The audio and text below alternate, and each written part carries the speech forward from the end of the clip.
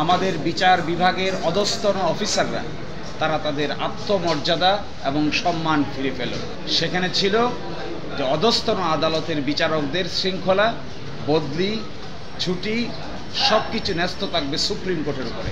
Subordinate বিচার বিভাগীয় অফিসারদের জন্য যে ডিসিপ্লিনারি রুলস করা হয়েছিল, এই রুলস অসাংবিধানিক ঘোষণা করা হয়েছে। The glorious chapter of Bangladesh started to roll. এবং এই রায়ের মাধ্যমে নির্বাহী বিভাগের করায়ত্ত এবং রাজনৈতিক প্রভাব থেকে আমাদের অধস্তন বিচার বিভাগ মুক্তি পেল। একই সাথে আমাদের বিচার বিভাগের অধস্তন অফিসাররা তারা তাদের আত্মমর্যাদা এবং সম্মান ফিরে পেল, যা ইংরেজিতে বলে self Prestige and dignity restored হল। আজকে এই রায়ের মাধ্যমে মূলত সংবিধানের 116 অনুচ্ছেদ, যা নাকি অরিজিনাল সংবিধানে ছিল, তা পুনরুজ্জীবিত করা হলো। সেখানে ছিল যে অধস্তন আদালতের বিচারকদের শৃঙ্খলা, বদলি, ছুটি সব কিছু ন্যস্ত থাকবে সুপ্রিম কোর্টের উপরে।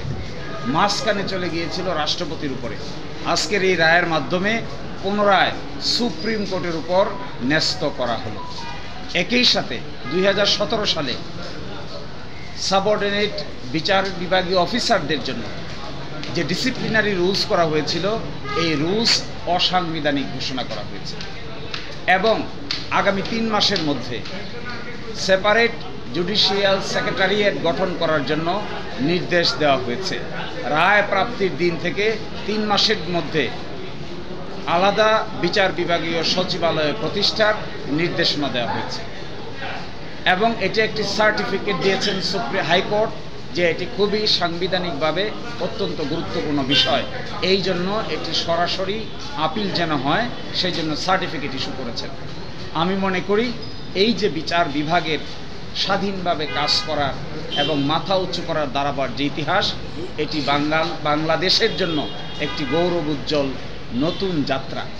এই যাত্রায় যদি বাংলাদেশ মাথা তুলে দাঁড়াতে পারে, তাহলে আমাদের বিবেচনায় এই ভারতীয় সাবকন্টিনেন্টে ভারতের বিচার ব্যবস্থাকে আমরা এখনো সম্মানের দৃষ্টিতে দেখি। যদি আমাদের বিচার বিভাগ এই রায়ের পরে মাথা উঁচু করে দাঁড়াতে পারে, তাহলে আমাদেরকেও এই ভারতীয় উপমহাদেশে একটি নতুন বিচারিক সিস্টেমের ক্ষেত্রে গুরুত্বের দৃষ্টিতে দেখা হবে।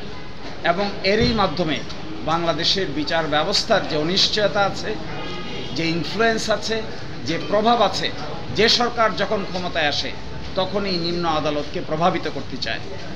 দিনের বেলা কোর্ট বসায়, রাতের বেলা কোর্ট বসায়, রাতের গভীরে কোর্ট বসায়, যাকে ইচ্ছে তাকে নির্বাচনে অনুপযুক্ত করার জন্য রায় দরকার, কাকে বেল দিবে, কাকে বেল দিবে না, কে পছন্দের, কে অপছন্দের, এই সকল দুষ্ট চক্রের অবসান হবে। একই সাথে আমাদের অধস্তন বিচার বিভাগের অফিসারদের যে ইন্টেলেকচুয়াল ক্যাপাসিটি আছে, এই ইন্টেলেকচুয়াল ক্যাপাসিটি ব্যবহার করে তারা সকল আইনের ব্যাখ্যা দিতে পারবে। আর শুধু একটা কথা এখানে অ্যাবান্ডন কশন হিসেবে আমি বলছি, অবশ্যই নিম্ন আদালতের বিচারকদের জন্যও কোড অফ কন্ডাক্ট বা আচরণবিধি, উচ্চ আদালতের বিচারকদের জন্যও কোড অফ কন্ডাক্ট বা আচরণবিধি যতটুকু আছে, যতটুকু নাই তা প্রণয়ন করা জরুরি।